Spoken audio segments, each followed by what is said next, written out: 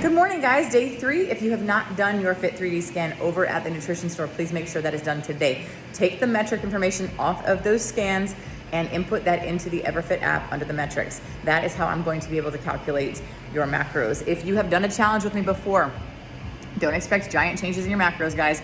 We're not doing anything fancy or special. This is the consistency that I've been telling you guys forever about, how it just stays kind of consistent. If you are newer to macros, macros mean macronutrients, proteins, fats, and carbohydrates, and how we break those down to use as fuel for our bodies. So if you are a person who is trying to gain muscle and not just lose weight, your macros might look a little different. You might have more carbohydrates in your macros. So everyone's gonna have something different in this next couple of weeks. Today, I have talked about creatine in the first day. Creatine, to make sure you're taking it post-workout. I myself made the mistake of inter-workout creatine use, and let me tell you what, you'll be running to the bathroom. So if you have tried that, you already know, and I would love for you guys to use that as a post-workout recovery tool. Next, if you're opening the app daily, which you should be, the right-hand corner, there's a bell with a little number, usually tells you the tasks or whatever I have input for your day, to make sure you guys are checking that. On the app, when you scroll down, you guys should be able to see all the recipes. There's over 200 this time for your dinner. So if you guys are struggling to find things to eat or whatever, look at those recipes. They were phenomenal, y'all. So there's some really good stuff in there. And if you don't like meat, you guys know how I feel about meat. I love it. If you are a person who doesn't like to eat meat, there's a whole pescatarian. I tried to separate those so you guys would have options for fish and not have to dig through all of the meals.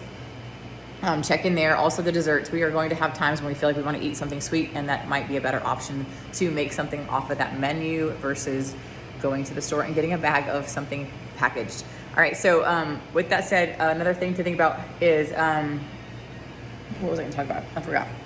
Oh yeah, make sure when you guys are cross-linking your MyFitnessPal that it's on public, because I can't see it if you guys still have it on private. So I can go in and see that from my computer every day what you guys input. What I will suggest is, in the app there is a thing called like my food diary. It's for pictures. It's like your Instagram of your diary of your food. So take pictures of your food as you go through the day, and maybe if you're a person who enters all of that at night at once, that will help you remember what you had for the day. Oftentimes in our challenges, I've seen people who say, I only ate this much a day. Whoopsie, I forgot I had like 3 or 4 snacks or whatever, did not input those for the day. So that will help you guys stay accountable. Anything that goes in, take a picture of it, make sure it's in that food diary. It'll help a ton. And it's also a good way to track. I can see that. So when you guys are inputting those pictures, it's easier for me to track you. Okay, what else? On the learning tab, there is still a list of supplements that I have used for a long time. Those are the things I like. You guys can choose from some of those if you would like to implement some more supplementation. We can talk more about that in the weeks ahead and the days ahead. All of the podcasts I have loved to share in the previous challenges we've done are in the podcast file. If you guys want to go back and revisit any of those, or if they're new to you and you want some education around nutrition, great stuff. There's stuff from all different doctors. One I will reference frequently for my women who have hormone issues is Lauren Fitzgerald. Y'all, she is amazing. She has a great Instagram following. Dr. Fitz is her reference. Go follow her on Instagram, because those of you that are coming to me and telling me that your doctor said this or that, or, you know, there's plenty of doctors out there that still don't know anything about hormones. And you're gonna continue to run into this, guys, because they haven't educated themselves. And it's not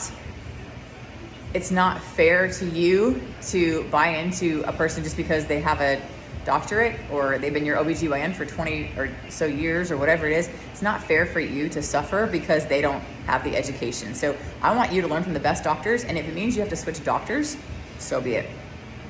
We'll talk more about that. Also, I want to share this with you guys.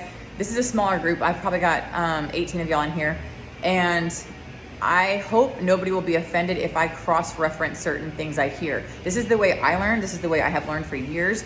You guys bringing your stuff to me, and then we share back and forth. So if I talk about you and say, hey, so-and-so, if there's something you don't want me to share, obviously I won't share it. If it's something that's more personal or private, of course I won't share it. But for instance, I'm gonna reference Martha this morning. Martha has an OBGYN that said her testosterone was too high because she got pellets. Well, Martha feels great. Not once did that doctor ask Martha how she felt. So some of those things will be cross-referenced. If you don't want me to talk about you, tell me now, because this might be you that I'm talking about. All right, so anyway, throwing that out there. This is how we learn, this is how we share, and this is why we have group settings. So love y'all and have a wonderful day.